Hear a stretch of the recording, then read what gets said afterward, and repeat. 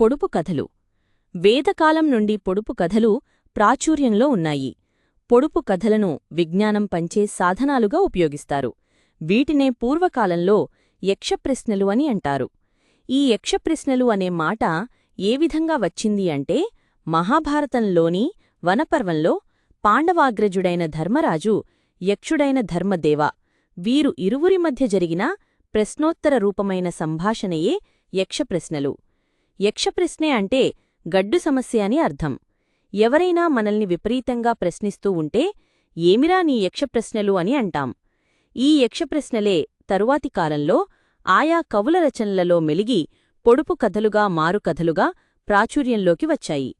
పొడుపు కథలు అనగా ధర్మరాజు, ధర్మదేవుని యొక్క సంభాషణలో ప్రకటితమైన విజ్ఞానం. ఇది భావితరాలకు అమూల్యమైన విజ్ఞాన భాండాగారం. చిన్నా పెద్దా తారతమ్యం లేకుండా పొడుపు కథలను చదివి వాటి యొక్క సమాధానం తెలుసుకోవాలి. ఆడుతూ పాడుతూ విజ్ఞానాన్ని సంపాదించే సాధనాలే పొడుపు కథలు.